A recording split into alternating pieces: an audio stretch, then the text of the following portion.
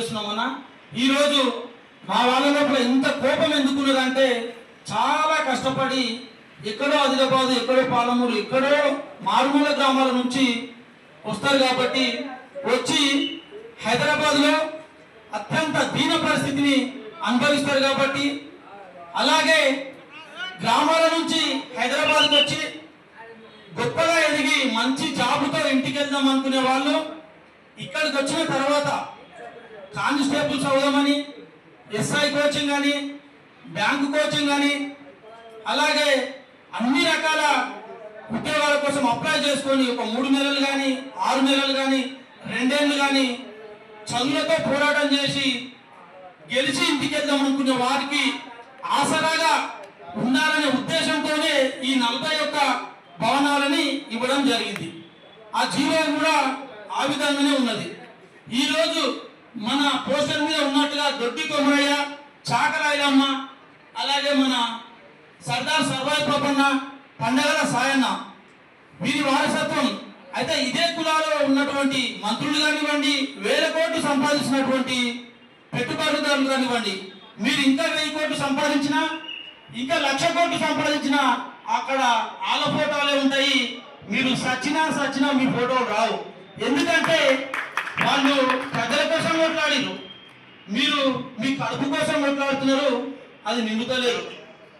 కాబట్టి దయచేసి వాళ్ళ ఫోటోలు చూసి, వాళ్ళ విగ్రహాలు చూసినా కొంత బుద్ధి తెచ్చుకొని మీకంటే కింది స్థాయిలో ఉన్నటువంటి పేదలను ఆదుకోవడానికి మీ అడుగులు పడాలని అన్న చెప్పినట్టుగా మీ మంచి కోరే వాళ్ళే ఇక్కడికి వచ్చినటువంటి అందరూ కూడా మీ మంచి కోరే మీకు సమాధానం ఇస్తున్నారు, కానీ మిమ్మల్ని చెడగొట్టాలని, మీకు చెడు బుద్ధి చూపారని కాదని కూడా తెలియజేస్తా ఉన్నాము. ఏదైతే కోకపేటలో భవనాలు ఇచ్చారో భవనాలు పూర్తిగా గవర్నమెంట్వి, ఏదైతే బిల్డింగ్ నిర్మాణం చేసి ఇచ్చారో ఆ డబ్బులు కూడా పూర్తిగా గవర్నమెంట్వి. పూర్తిగా గవర్నమెంట్ తో స్థాపితమైనటువంటి ఈ సంస్థలని మీ కులాలో ఉన్నటువంటి పేదల కోసం వాడితే మీకు గౌరవంగా ఉంటుంది. మాతో పాటు అన్ని కులాలు కూడా మిమ్మల్ని గౌరవిస్తాయి. ఈరోజు మిగతా కులాలు మీకు మిత్రులుగా ఉన్నట్టు వాళ్ళు కూడా చాటుకు నవ్విపోయే పరిస్థితి మీరు తెచ్చుకున్నారంటే ఒక్కసారి మీరు మరొకసారి కూడా ఆలోచించాలని తెలియజేస్తా ఉన్నాము. ఇక కుర్మ కులం గురించి చెప్పాలంటే మల్లన్న, బీరప్ప, అక్క మాంగారి అంశంగా మేము వస్తా ఉన్నాము. గొర్రెలు కాసుకొని మేము జీవనం కొనసాగిస్తా ఉన్నాము. ఇంత పేదరికం నుంచి హైదరాబాద్కి వచ్చి ఈ తెలంగాణ, ఈ దేశము, భారతదేశము, అలాగే ప్రపంచం మేధావిగా ఎదిగినటువంటి కంచయ్య గారిని, ఏ ప్రశ్నకైనా సమాధానం ఇచ్చేటటువంటి పాషం యాదగిరి గారిని కూడా విమర్శించే స్థాయికి ఈ కుర్మకులంలో ఉన్న కొందరు ఎదిగిరంటే ఇది ఎంత దుర్మార్గం వైపు పోతుంది. ఈ రాష్ట్రంలో ఉన్న అన్ని కులమతాలు కూడా వీళ్ళకి రెస్పెక్ట్ ఇస్తాయి, వీళ్ళ జ్ఞానానికి రెస్పెక్ట్ ఇస్తాయి. ఇలా జ్ఞానానికి రెస్పెక్ట్ ఇస్తున్నాయి అంటే అర్థం మన కులానికి కూడా రెస్పెక్ట్ ఇస్తున్నాయి అన్న విషయాన్ని మీరు గ్రహించాలి. మీకు ఏమి తెలుసని వీరిద్దరిని అవమానించరో ఆ అవమానానికి నిరసనగా ఈరోజు ఏదైతే గురునాథ్ గారు ఒక్క నిమిషం దయచేసి ఇక్కడ ఉన్న ఫోన్ ఒక్కసారి తీసి ఒక చిన్న వీడియో తీసుకోండి. 1 నిమిషం 1 నిమిషం నేను క్లోజ్ చేస్తాను. దయచేసి 1 నిమిషం.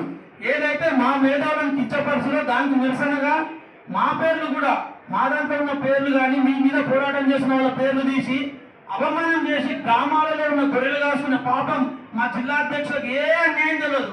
మీరు పిలిచిర్రు, 300 మందిని కూర్చోబెట్టి 4 గోడల మధ్యలో మా మేధావులని అవమానించి మా మేధావులు దొంగలుగా చిత్రీకరించి వాళ్ళని పంపిర్రు. అయ్యా జిల్లాలో ఉన్నటువంటి కుర్మ సోదరులారా, వీళ్ళు ఎవరినైతే తిట్టిరో వాళ్ళు మన మల్లన్న, బీరప్ప దేవుళ్ళ తర్వాత అంతటి జ్ఞానాన్ని మనకు అందిస్తున్న వాళ్ళుగా మనం భావిస్తున్నాం. కాబట్టి వీళ్ళ మాటలని మనము దైవంగా వచ్చే బండారుతో మేము శుద్ధి చేస్తా ఉన్నాము. ఒక్కసారి వీడియో తీసుకోండి.